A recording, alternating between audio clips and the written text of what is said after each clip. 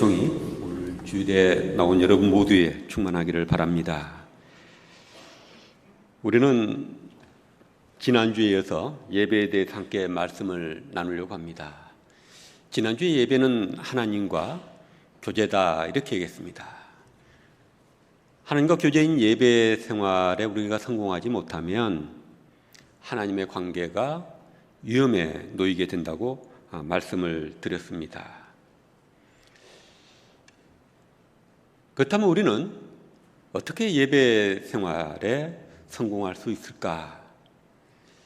예배는 어떻게 시작이 됐고 중요한 것은 무엇이고 예수님은 예배에 대해서 뭐라고 가르치고 또 예배를 드리라고 얘기하셨는가? 그걸 오늘 함께 말씀을 나누려고 합니다.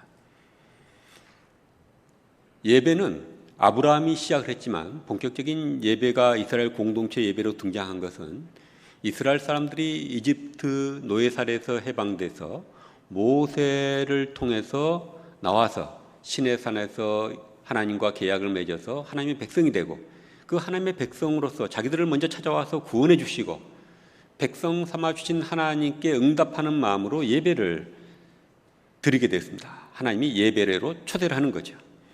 하나님의 백성이니까 하나님 백성답게 살려고 그러면 하나님과 관계가 유지돼야 되고 관계를 유지하기 위한 방법으로 예배를 통해 교제로 초청하신 것입니다. 그런데 그 예배 방식이 모세를 통해서 주신 방식이 제사 형식의 예배였습니다. 왜 그랬을까? 이들은 노예들이고 의식 수준도 낮고 교육도 못 받은 사람들이었습니다. 그러니까 단순한 어린아이가 예배 드리는 것 같은 제사 형식의 눈에 보이는 예배적 요소를 강조해서 예배를 드리게 하고 거기에는 설교도 없었습니다. 물론 성경이 그때는 완성되지도 않았고 하기 때문에 설교도 없고 제사 형식의 예배만 드리는데 마치 어린아이가 과자를 가져와서 부모에게 사랑을 표시한다는 것이 아빠, 엄마, 하면서 이렇게 과자를 내밀잖아요. 과자를 바치고 자기 사랑을 표시하는 것 같이 못 배우고 가난한 이들이 하나님 주신 약속의 땅에 들어와서 예배하는 방식은 하나님이 주신 땅에서 양과 소와 염소를 키우고 그리고 농작물을 키워서 자기들이 가진 것에 가장 소중한 것을 하나님께 들고 오는 것입니다. 당신이 우리를 구원하시고 이것들을 주셨으니 이것을 당신을 경배하는 마음으로 감사하는 마음으로 바칩니다. 또 때로는 하나님의 백성으로서 잘못했으니 용서해 주십시오 하며 드림이 있는 자신을 드리는 예배를 드렸습니다. 그렇게 하면 하나님과 교제를 드렸습니다. 그 예배 형식은 예배를 드리는 목적에 따라서 5가지로 나눕니다. 여러분들 구약을 읽을 때 조금 보탬이 되라고 말씀을 드리는데 첫째는 번제입니다. 주로 동물로 드리는데 동물의 수컷으로 드리는 건데 그것은 하나님 앞에 결단을 또 헌신을 또 하나님과 관계의 회복을 위해서 자원해서 드리는 예배였습니다. 그 다음에 소제라는 예배가 등장합니다. 소제라는 제사식 예배는 공물을 통해서 하나님께 하나님이 주신 것을 인정하고 감사함으로 바치는 제사 예배였습니다. 세 번째로는 화목제라 그러는데 감사하고 서원이 있거나 또 하나님과 친교의 목적으로 자원해서 제사를 드리는 것입니다. 번제, 곡식을 드리는 소제 그리고 화목제는 의무가 아니고 본인들이 하나님 앞에 하나님께 감사해서 헌신을 결단하기 위해서 하나님과 친교를 위해서 하나님 주신 걸 인정해서 하나님께 드리는 제사였습니다. 그 다음에 2가지 속죄제와 속건제가 있었습니다. 속죄제는 자기 지은 죄를 용서해 달라고 동물 피를 통해서 하나님께 용서를 구하는 그런 제사였습니다. 그래서 예수님을 속죄양이라고 우리가 얘기를 하죠. 십자가 위에서 우리 죄를 위해서 대신 속죄양으로 달려 돌아가셨다 그래서 예수님을 속죄양이라고도 우리가 성경에서 표현하고 있고 우리가 그렇게 부르기도 합니다. 이건 의무입니다. 하나님의 백성으로서 죄를 지었으니 죄에 대해서 하나님께 용서를 비는 제사 예배를 드리게 했습니다. 그래야 하나님과 관계가 끊기지 않기 때문에 그렇죠. 속건제는 거룩한 제물에 대해서 신통모독적인 행동을 했다거나 잘못했을 때, 또 금령을 어겼거나 이웃의 잘못했을 때 드리는 게 속건제였고, 동물로 정해진 동물로 드리는 예배였습니다. 이것들은 전부 다 그런 목적을 가지고 했습니다. 근데 다른 용어들이 등장을 해요. 그것은 제사를 드리는 방식에 따라 또 부릅니다. 화제는 불로 태워서 하나님께 향기로운 연기로 드린다 해서 화제라 부르고, 그 다음에 거제가 있습니다. 특별히 제사장들의 몫으로 주게 되어 있는 것들, 그것은 뭐 불에 태우고 그러면 안 되니까 하나님께 바치는 형태로 들어서, 들것자를 쓰고 있는 거죠. 하나님께 들어서 하나님께 바친다 해서 거제라 부르고, 그 다음에 요제라는 제사 형식이 있었습니다. 위아래로 이렇게 하나님 앞에 흔들거나 이렇게 흔들어서 하나님께 드리는 제사가 있었습니다. 이걸 요제라 불렀고, 그 다음에는 전제라고 있었습니다. 바울 사도가 디모데서에서 그렇게 얘기하고 있죠. 내가 벌써 전제와 같이 부어지고, 전제는 포도주를 하나님 앞에 부어드리는, 그건 다른 제물과 함께 부어드리는 제사였습니다. 이런 제사 형식을 가지고 하나님께 예배를 했죠. 말씀드린 대로 여기에 제사장이 중심이 돼서 제사장이 거의 대리로 예배하는, 그리고 이들은 구경하는, 어떻게 보면 그런 예배 형식이 되고 거기에 말씀은 없는 그런 예배였습니다. 이 구약 예배의 결정적인 변화는 바벨론 포로였습니다. 바벨론 포로로 잡혀가니까 바벨론이 쳐들어와서 예루살렘을 점령하고 성전도 다 무너뜨려 버리고 바벨론을 잡혀가니 그곳에 가서는 이렇게 제사 형식의 예배를 드릴 수가 없었습니다. 그래서 그들은 공동체 2세를 위해서 교육도 시키고 유대인 공동체에 재판도 하고, 그리고 회의도 하는 장소로 이 시나고그라는 회당을 건물을 지었습니다. 그리고 거기에서 아침, 점심, 저녁에 와서 기도도 하고, 안식일이 되면 그곳에 와서 회당장이 예배 순서를 짜서 예배를 드렸습니다.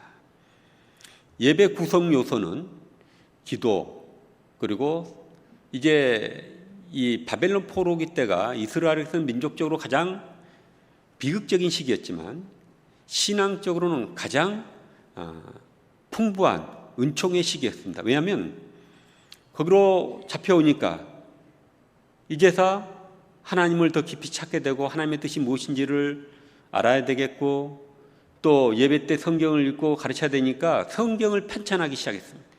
그동안 기록되어 있던 모세오경이나 이런 것들을 한테 모아서 최종 편집을 가하고, 그리고 자기 민족들이 이제 정체성이 위기에 놓이게 됐잖아요. 예후의 포로로 잡혀와 있으니까 우리는 누군가 하고 이스라엘 역사를 정리하고, 특히 역대기, 상하, 느헤미야, 이스라엘은 족보가 많이 나오죠. 이것은 나라가 없는 상황에서 하나님의 민족의 정통성, 혈통을 찾아가기 위해서 족보를 정리한 것입니다. 그 다음에 우리가 예언자들의 통해서 주신 하나님의 말씀을 듣지 못하고 이렇게 나라가 망해왔는데 하나님이 예언자들을 통해서 무슨 말씀하셨나 하고 예언서들도 정리를 했습니다. 제일 먼저 모세오경이 정경으로 성경으로 인정을 받고, 그게 400년대 5세기, 그 다음엔 그 다음 세기에 그 200년대 또 혹은 300년 말에 그때 이 예언서들이 편집이 돼서 정교로 인정을 받았습니다.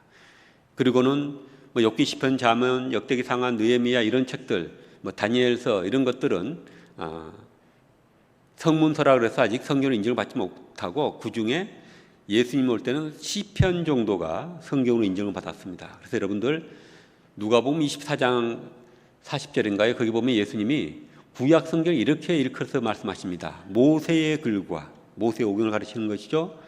그 다음에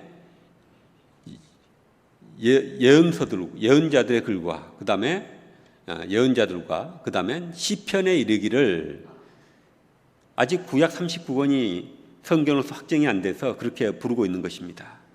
나중에 다시 바벨론에서 돌아와서 BC 538년에 해방돼서 돌아와서 BC 515년에 제2성전을 짓죠.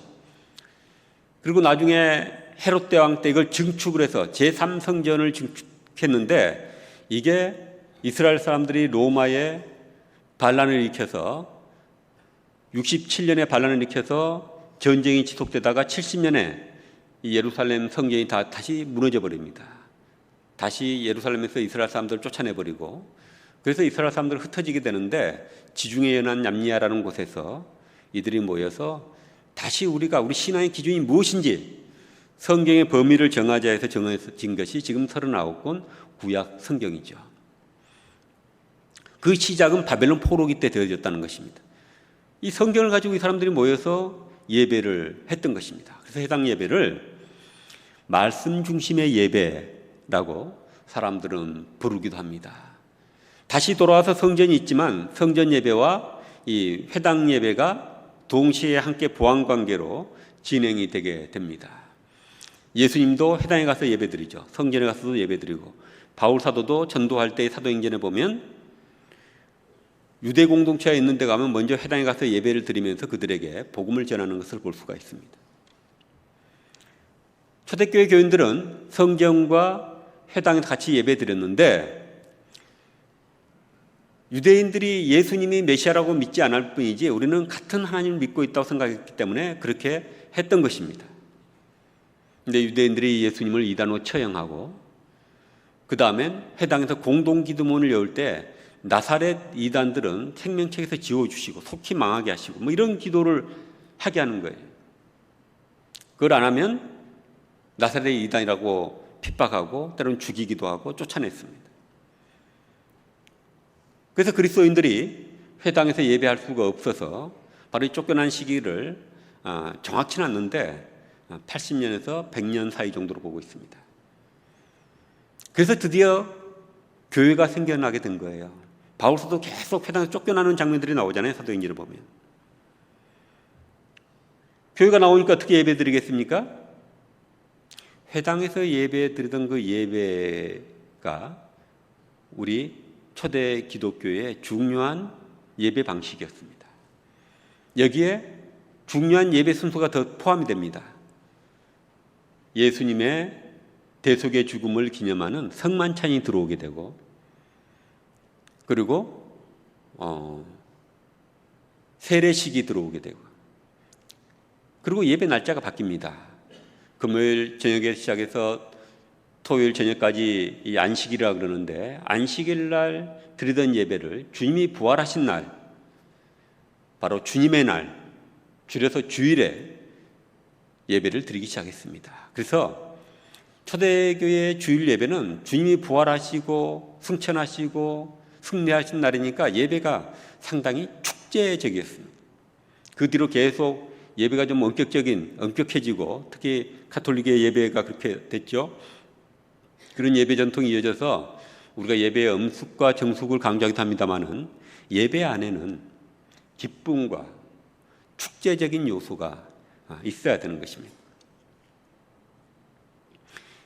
잠시 다시 중세 때 이 예배가 구약의 예배 형식으로 돌아가긴 하지만 예수를 제물로 여기고 예배하는 게 가톨릭 예배죠. 그리고 미사라 부르는데 성만찬 중심의 예배를 거긴 드리고 있는 것입니다. 다시 종교개혁자들이 이걸 예배를 개혁하고 사람들이 이해할 수 있는 예배, 사제가 중심이 되고, 예수님이 중보자인데 자신들이 그 중보자 위치에 서서 회중이 알아먹지도 못하는 라틴어로 예배를 하고, 성만찬도 1년에 한 번 정도 떡에만 참여하는 그런 예배를 했던 거예요. 다시 종교개혁자들이 예배를 개혁하고, 그리고 예수님이 중보자이시니 누구든지 하나님께 나아가서 기도할 수 있고 예배할 수 있다. 바로 루터의 유명한 만인 제사장 설인 거죠. 만인은 다 예수님이 중보자시니 예수님을 통해서 누구든지 예배할 수 있다. 그래서 초대교회 예배가 다시 회복이 되고 지금의 예배가 이렇게 회복이 돼서 우리가 예배할 수 있는 것입니다. 근데 문제는 뭐냐? 예배는 시대를 따라서 장소를 따라서 딱 고정되어 있는 게 아니고 예배의 주요 요소들은 있지만 그 요소를 어떤 순서로 할 것인가, 그것은 다 이렇게 다르다는 것입니다. 예배 정신의 통일성 가지고 있지만은 그러한 것들은 달라지죠. 또 예배학이 발달하고 그러다 보니까 순서가 더 정교해지고 순서가 많이 늘어났습니다. 같은 교단에서도 예배가 물론 교단 자체에서 예배 형식을 권장하는 순서가 있지만 교회마다 다르게 하는 경우가 많습니다. 우리도 그 중에 한 예배 형식을 가지고 예배를 하고 있는 것입니다. 그러니까 이 예배가 완결된 건 아니에요. 예배 순서를 언제든지 우리가 바꿔서 할 수 있는 것입니다. 저는 대학에서 오랫동안 사역해 왔기 때문에 교수나 직원들이 예배할 때, 학생들이 예배할 때, 또 예배가 특별한 상황일 때는 늘 예배 형식을 바꾸고 다른 형식의 예배를 가지고 예배를 했습니다. 왜냐하면 예배는 하나님과 교제인데 교제는 소통이잖아요. 남녀가 만나 데이트를 해도 말이 안 통하면 그 관계가 끝납니다. 그렇지 않습니까? 그러니까 예배는 하나님과 우리가 소통하고 강단과 회중 사이에 소통이 이루어지고, 그리고 회중 사이에서도 소통이 원활히 이루어져야 이게 은혜로운 예배가 되는 것입니다. 그 시대가 변하고 상황이 변하면 예배 형식이 변화되는 것은 당연한 것입니다. 우리는 이 예배 형식으로 한 25년 정도 이렇게 지속해 왔습니다. 1부, 2부, 3부 예배가 순서가 똑같습니다. 저는 좀 변화를 주는 게 좋겠다 생각이 듭니다. 어떻게 하면 우리 성도들이 하나님과 소통, 강단과 회중석의 소통이 잘 이루어지고 회중 간의 소통이 잘 이루어지고 초대교회 예배처럼 부활일에 드리는 그 예배의 축제적 성격, 기쁨의 성격이 충만한 그런 예배가 될 수 있을까? 그게 제 고민이죠. 일단 1부, 2부, 3부 예배에 조금씩 다르게 드리면 좋겠다 생각을 합니다. 왜냐하면 사람들의 성향이 다 다르고 같은 사람이라도 힘들 때 드리고 싶은 예배 형식과 편안할 때 드리고 싶은 예배 형식이 다를 수 있습니다. 그렇지 않습니까? 힘들 때는 예배 순서가 단순하고 찬양을 많이 하고 말씀에 집중하고 그런 예배를 원할 수가 있습니다. 그래서 일단 2부 예배 때 제가 그 말씀을 드렸습니다만 2부 예배에 예배 순서 조금 단순하고 찬양이 더 많은 예배를 해보자. 그것이 우리의 가장 맞는 방식이 딱 정해져 있지 않습니다. 예배의 방식을 찾아가는 것이죠. 우리 성도들이 어떨 때 가장 예배를 편안하고 은혜롭게 드릴 수 있는가. 그게 제 기도 제목이고 담임 목사로서의 책임이라고 생각을 합니다. 그래서 2부 예배에 그런 변화를 주고 성도들의 반응이 좋으면 성도들이 선택하게 하는 거죠. 3부가 더 좋은 분은 3부로 와서 드리고 2부가 더 편하면 2부로 와서 드리고 한 사람이지만 어떤 때는 3부가 좋고 어떤 때는 2부 가고 싶으면 2부 가고 그런 선택이 있는 예배, 그런 예배를 제가 구상하고 있습니다. 여러분들 기도해 주시고 그래서 우리 성도들이 어려운 시대에 제가 우리 교회 환영인사를 썼습니다마는 신앙과 삶의 길벗이 되어주는 교회, 힘이 되어주는 교회, 그런 교회가 됐으면 좋겠다 이런 생각이 듭니다. 근데 예수님은 어떻게 예배하라 그러느냐?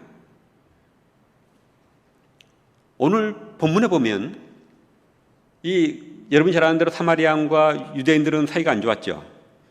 사마리아 지역은 북이스라엘 왕국의 수도인데 아수르가 쳐들어와가지고 BC 722년에 쳐들어와가지고 그곳에 유대인들은 반란을 일으킬까 봐서 다른 지역으로 많이 보내버리고 다른 지역의 사람들이 그곳에 들어오게 해서 그곳에 자연스럽게 유대인과 이방인 사이에 혼혈이 이루어졌습니다.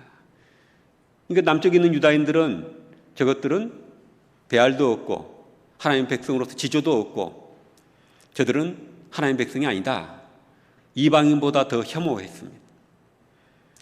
특별히 더 사이가 안 좋아진 것은 이스라엘 사람들이 바벨론 포로 잡혀갔다가 남쪽 유다 왕국 사람들이 바벨론 포로 잡혀갔다가 돌아와서 무너진 성전태의 제2성전을 짓는데 북쪽에 사마리아에 있는 사람들이, 사마리아에 있는 혼혈 유대인들이 그 성전 우리도 같이 짓자, 같이 예배하자라고 제안을 합니다.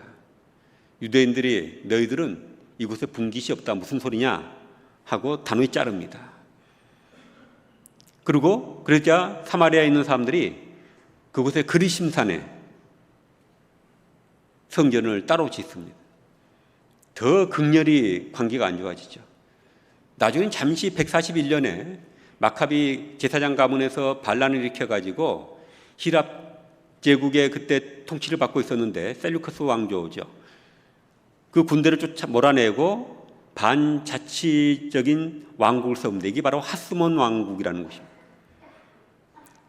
근데 하스몬 왕국에서 그리심산을 쫓아 들어가서 그리심산 성전을 무너뜨려 버리기도 합니다. 그러니까 사이가 얼마나 안 좋겠어요. 유대인들은 저주받은 땅이라고, 오염된 땅이라고 그것을 거치지 않고 북쪽의 갈릴리에서 예루살렘을 오면 삥 둘러서 이렇게 걸어서 왔습니다. 직진하면 더 빠른데 예수님은 차별이 없으신 분이기 때문에 사마리아를 가로질러서 지금 갈릴리를 가고 있는데 사마리아 지역의 수가라는 곳에서 우물가에서 쉬는데 한 여인이 우물을 길러온 것이에요. 대화를 통해서 그 여인은 예수님이 예언자라는 거 느꼈던 거예요. 그래서 묻습니다. 당신들은 예루살렘에서 예배를 드려야 된다 그러고 우리는 그리심산에서 예배를 드려야 된다고 그러는데 어떤 것이 옳습니까? 장소를 묻는 여인에게 예수님은 답합니다. 예루살렘도 아니고 그리심산도 아니고 하나님께 진정으로 예배할 때가 오는데 영과 진리로 예배할 때가 온다는 거예요. 하나님이 영이시니 그러므로 예배하는 자는 영과 진리로 예배할지니라. 우리가 매주 예배를 인도하는 목사님이 그런 말씀을, 그 문구를 외우면서 여러분들을 예배로 청합니다. 근데 여러분들 영과 진리로 예배한다는 게 뭐나, 무슨 뜻인지 알고나 그 말씀을 듣고 있습니까? 너무 익숙한 말씀인데 우리는 그 말씀의 본의를 모르는 경우가 많습니다. 영과 진리, 뒤쪽부터 설명해 보십시다. 진리는 라는 뜻은 뭘까요? 진리로 예배한다는 것은 무슨 뜻일까요? 예수께서 요한복음 14장 6절에 그렇게 말씀하십니다.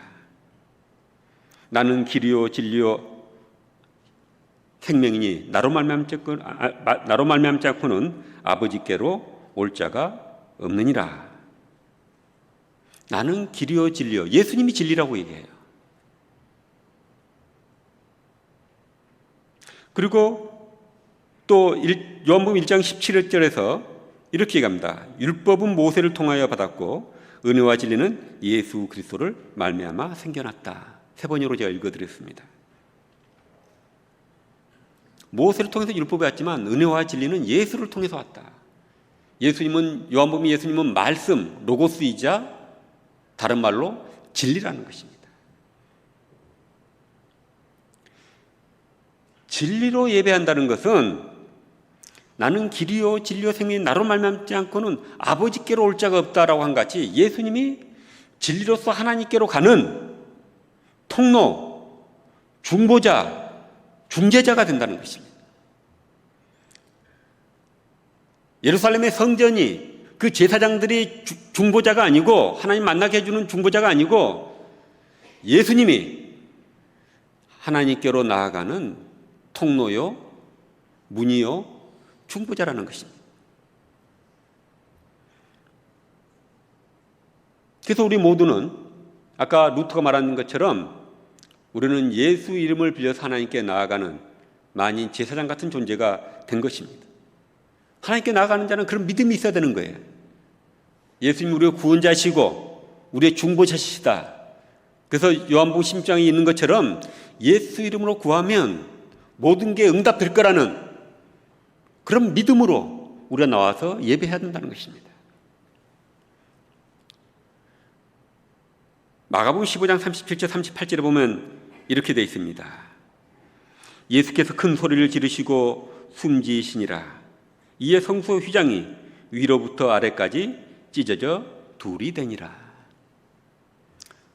성전 지금까지 이스라엘과 하나님 사이에 중보기관이었는데 우리가 계약서를 찢어버리면서 이 계약 파기요라고 얘기한 것 같이 성소와 지성소를 맞는 거룩한 자리를 지키는 휘장이 찢겨져 버린 거예요. 이제 성전의 기능이 끝나버린 것입니다. 예수님이 성전의 기능을 하시고 예수님이 중보자가 되신 것입니다. 그래서 히브리서에서 예수님을 대제사장이라고 그러고 신약에서 예수님을 중보자, 보혜사라고 얘기를 하고 있는 것입니다.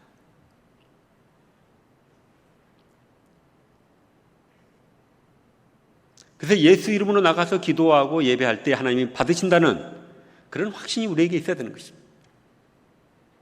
둘째로는 진리로 예배한다는 것은 이제 모세 율법이나 다른 인간의 방법이 아니라 예수를 통해 드러나는 하나님의 계시의 진리로 그 진리의 원칙을 따라서 하는 예배여야 된다는 것입니다. 이단 예배가 아닌 것은 하나님의 말씀대로 진리 안에서 드리는 예배가 아니기 때문에 예배가 아닌 것입니다.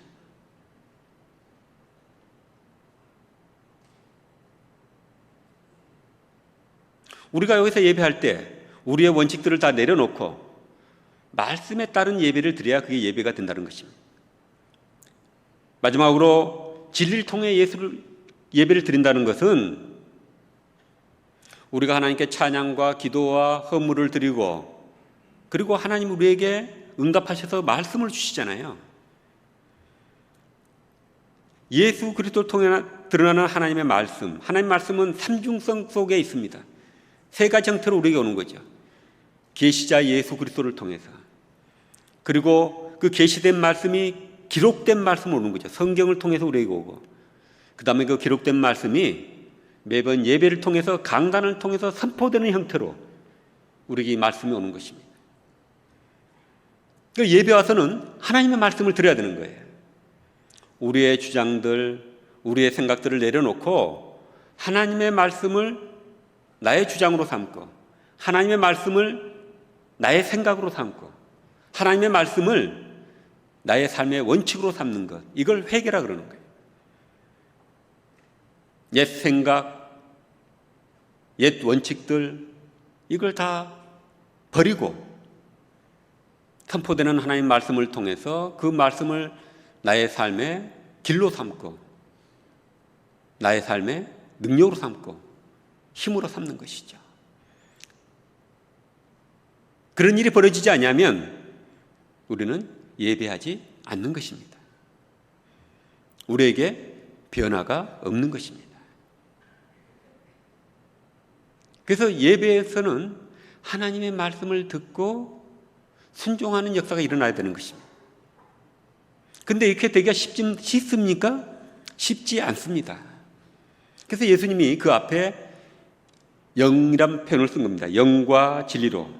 이 영은 히라바 원문에는, 헬라어 원문은 푸니마입니다. 성령. 성령과 진리로, 줄여서 영과 진리로 예배해라. 왜 그러냐면 우리가 진리의 말씀을 깨달으려면 성령의 조명, 비춰주심으로 말미암아 그 진리를 깨달을 수 있기 때문에 성령의 도움이 필요하다는 것입니다. 그래서 예수님께서 요한복음 14장 26절에 이렇게 말씀하십니다. 그러나 보혜사 곧 아버지께서 내 이름으로 보내실 성령께서 너에게 모든 것을 가르쳐 주실 것이며 또 내가 너에게 말한 모든 것을 생각나게 하실 것이다. 성령께서 너에게 모든 것을 가르쳐 주시고 내가 너에게 말한 것을 생각나게 하실 것이다. 그리고 다시 요한복음 16장 13절 14절에 보면 그러나 그분 곧 진리의 영이 오시면 그가 너희를 모든 진리 가운데로 인도하실 것이다. 성령이 하나님의 그 신비한 말씀을 깨닫게 해주심으로 우리가 깨달을 수 있다는 것입니다. 이걸 성령의 조명이라고 전문 용어로 얘기하는 것입니다. 그래서 성령의 도움이 필요한 것입니다. 그래서 예배 오는 사람은 예배 올 때에 예배 시작 전에 성령님 나를 도와주십시오. 내가 오늘 성령의 이끌림 받아 찬양하고 기도하고 예배에 집중하고 주의 말씀을 들을 때에 주의 말씀을 이해하게 해 주십시오. 내 마음을 감동시키사 나를 변화시키고 주의 말씀을 내 것으로 삼아 옛것을 버리는 변화가 있게 해주십시오. 신앙의 성장이 있게 해주십시오. 라는 성령의 도움을 간구해야 되는 것입니다. 우리가 교회일 때 몸만 올 때가 많죠. 정신은 집에 못다한 일에 두고 자식들 문제에다가 맡겨두고 싸웠던 친구들에게 정신이 가 있고 직장 일에 내 정신이 가 있어서 몸만 와서 예배가 진행되고 우리는 교회 마당들 예배실만 밟고 가는 경우가 많다는 것입니다. 예배 드리다가도 순간 잡생각에 빠져서 찬송가 1절만 생각나고 나머지는 부른 것도 기억도 안 날 수 있다는 것입니다. 그때도 여러분 걱정하지 마시고 마음으로 기도하십시오. 성령님 내 예배를 도와주십시오. 예배에 집중할 수 있게 해주십시오. 라는 기도가 필요하고 그런 성령의 도움이 필요하다는 것입니다. 그러한 식으로 예배를 드리라고 얘기합니다.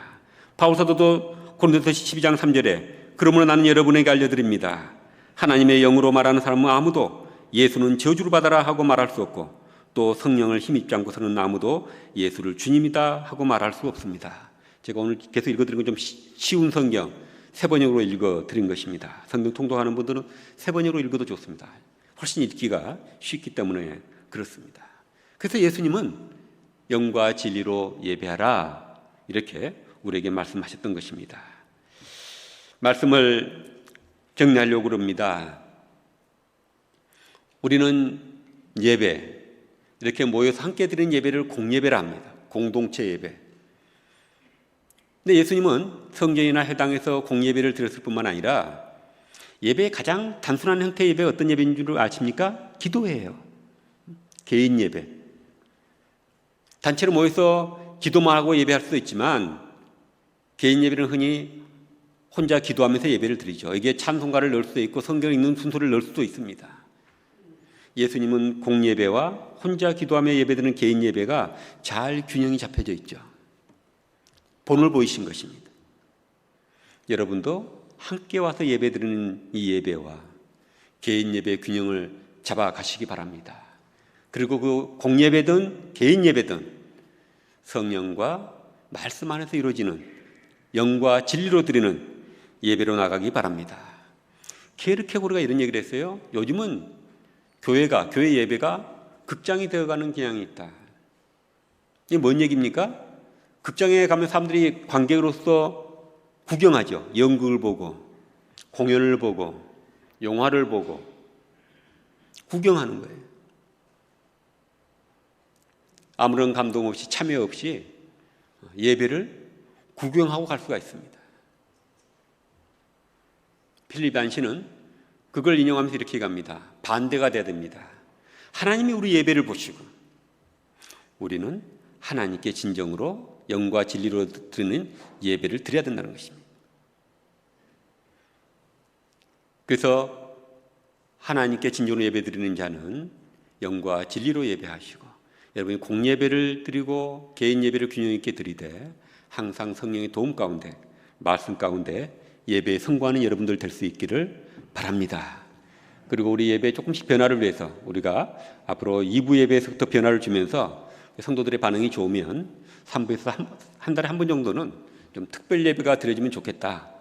그래서 예배가 늘 좀 자칫 잘못하면 형식에 빠지기 쉽죠. 그래서 예배에 좀 변화를 주는 그런 예배를 앞으로 계획하고 진행하도록 하겠습니다. 기도하겠습니다. 여러분 아픈 곳에 손을 얹고 함께 기도하십시다. 아버지 하나님, 우리 성도들 어려운 인생을 살면서 몸에 병든 분도 계시고 또한 마음에 상처와 어둠으로 고통스러워하는 성도들도 있습니다. 능력의 성령께서 찾아와 주셔서 저분들 한 분 한 분을 어루만져 주시고 치료해 주시고 회복시켜 주시옵소서. 특별히 상을 당하여 또 슬픔 가운데 있는 성도들도 있습니다. 저들의 마음을 위로해 주시고 주님께서 회복시켜 주시옵소서. 예수님의 이름으로 기도드립니다. 아멘.